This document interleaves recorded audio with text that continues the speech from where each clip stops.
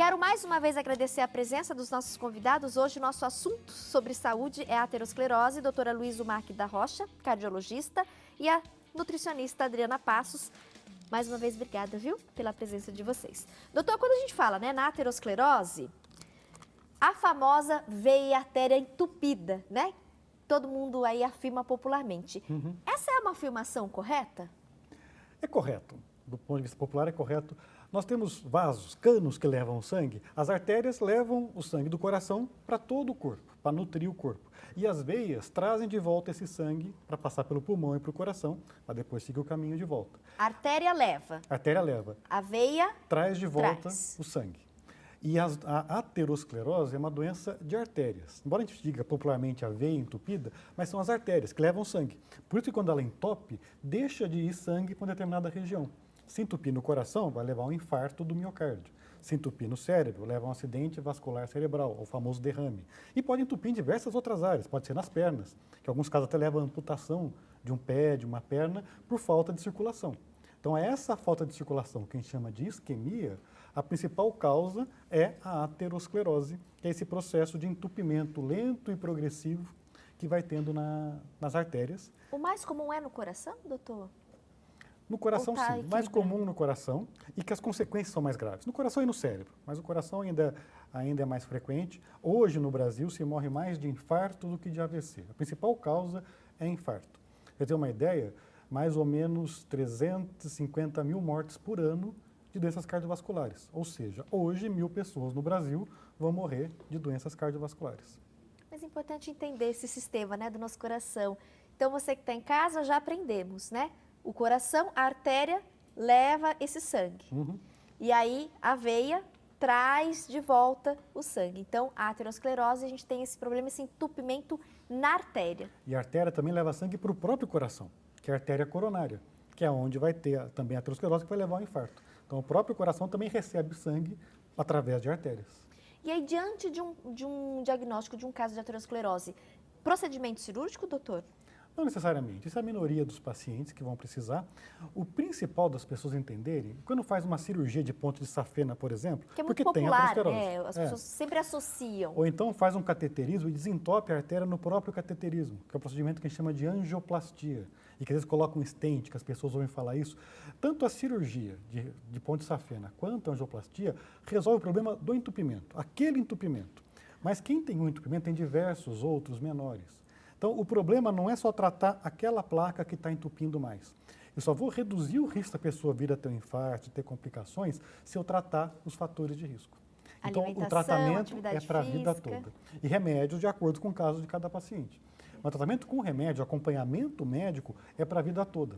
Às vezes a pessoa acha, já operei o coração, passei por uma cirurgia, já está tudo desentupido, não precisa mais saber de médico, tchau, churrasco e cerveja todo dia. Não é bem assim. Infelizmente não é, é um tratamento para a vida inteira.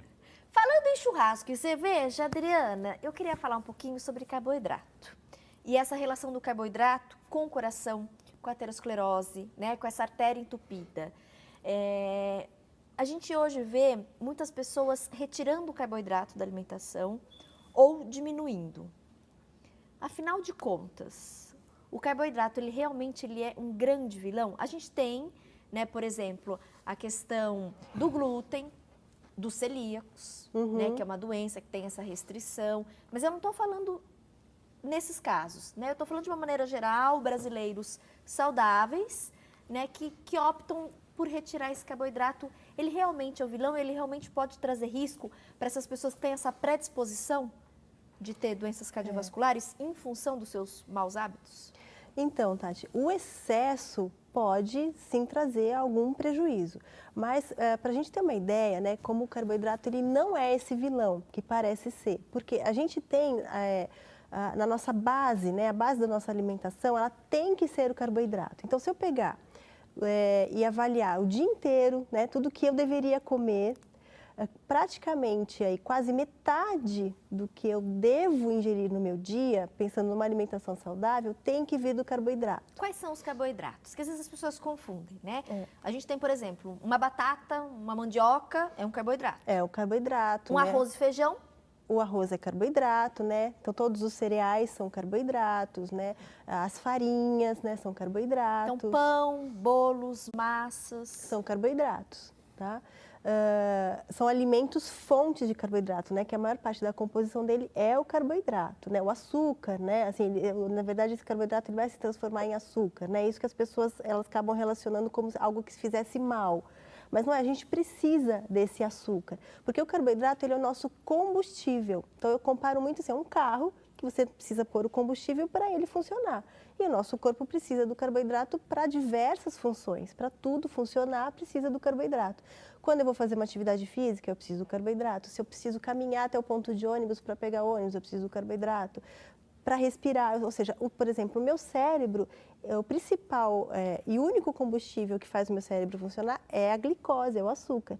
Então, para você ter ideia, se eu fosse só comer, a minha única fonte de carboidrato no dia fosse o pãozinho francês, eu preciso de 5 pães franceses, né, no dia só para mandar a glicose para o meu cérebro.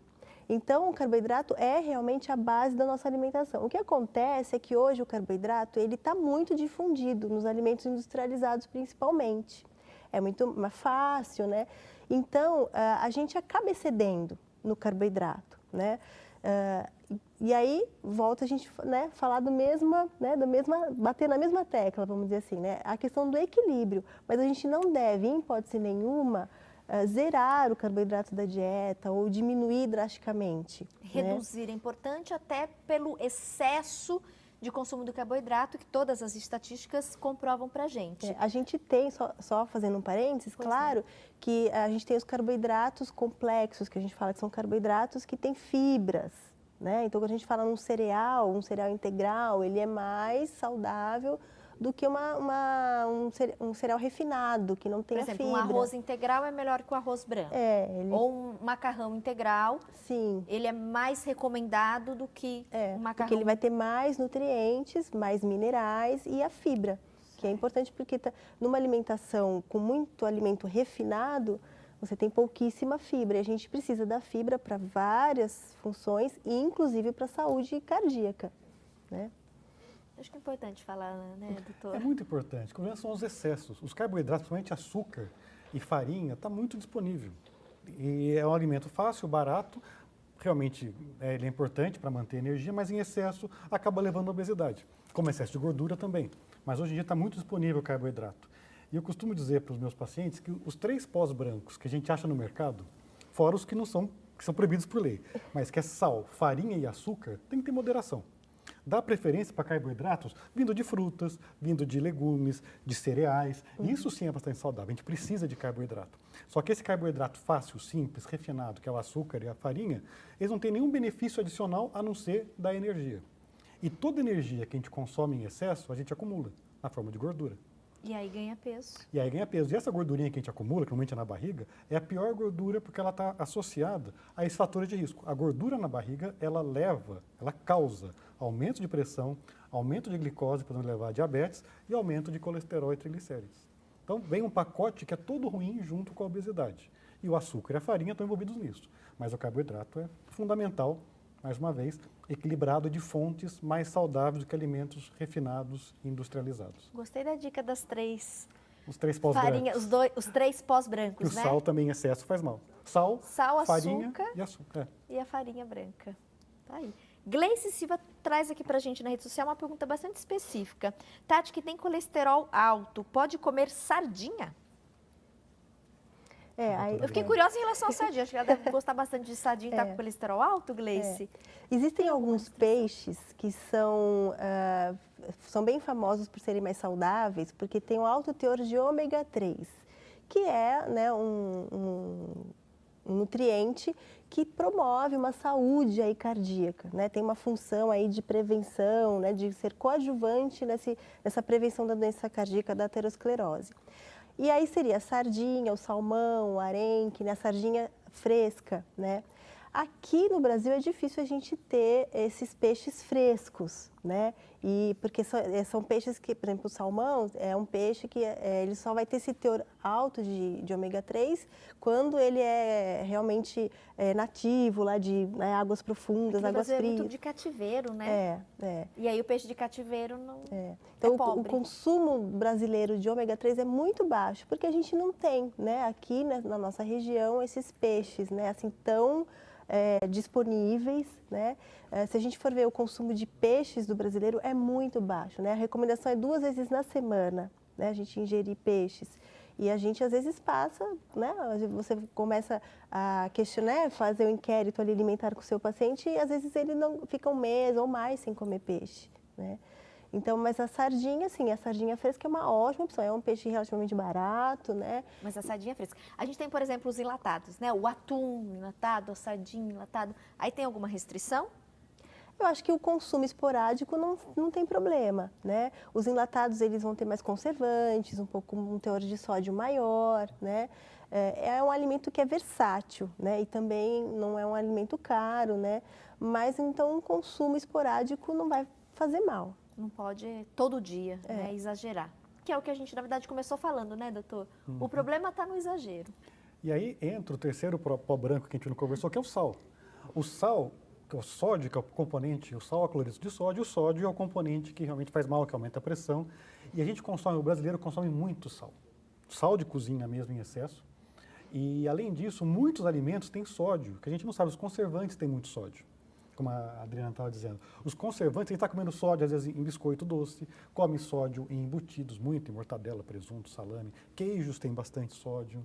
Então, esse também é um nutriente que, em quantidades adequadas, não faz mal. Mas quando você exagera, sim, também aumenta o risco de doenças cardiovasculares.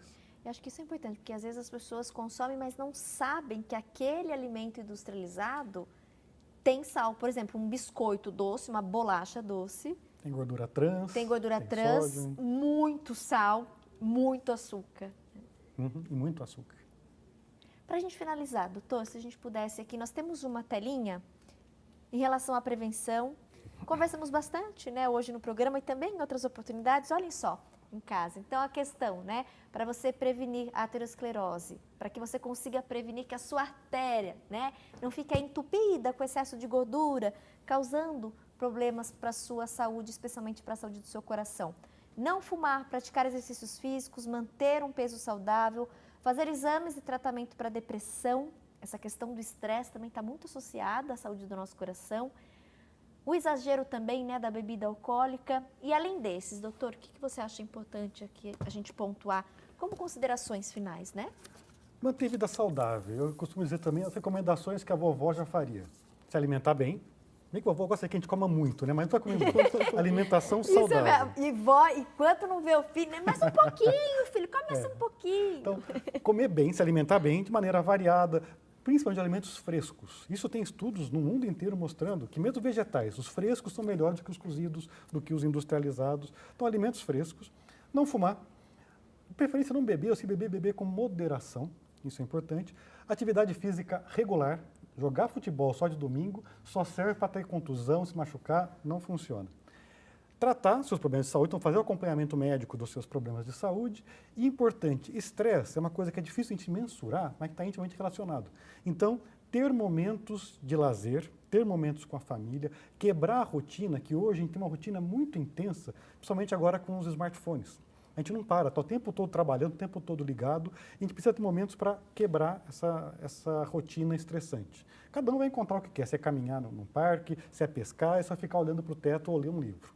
Mas tem que ter esse momento e de convívio com a família. Então, eu acho que isso é fundamental, convívio com a família e abraçar bastante, que é esse o dia do abraço hoje. Adorei. Dri, por favor. Acho que se eu tiver que ressaltar um ponto, né, uma dica fácil é, né, desembalar menos e descascar mais. Né? Ter menos os industrializados e mais esses in natura, eu acho que já é o primeiro passo para você começar a ter essa alimentação saudável. Né?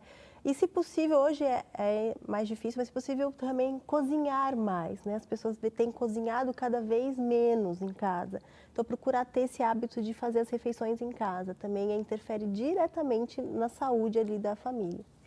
Adriana, passa fazer em os casa e ingredientes. fazer em família as refeições. Fazer em família. Comer olhando a televisão é a pior coisa, que aí você não viu o que está comendo, a quantidade. Então, Exagera na maioria das juntando vezes, as né? duas coisas que a gente falou, refeições em família. Perfeito. Agradecer, adorei conhecê-lo, viu, doutora Luísio Marque da prazer. Rocha, que volte outras vezes. no nosso Obrigado, um programa. prazer Vai ser estar sempre aqui, muito ainda mais em bem-vindo. companhia da Adriana, que é uma velha amiga e ótima profissional. Obrigado pelo convite. Até breve. Estou disponível para outras oportunidades. Até breve. Dri, obrigada mais uma vez. Obrigada, Viu? Tati. Obrigada, doutora Luísa. A gente vai fazer mais um intervalo rápido e daqui a pouquinho tem artesanato para fechar o programa dessa terça-feira. Uma bonequinha muito fofa, marcador de página. Até já.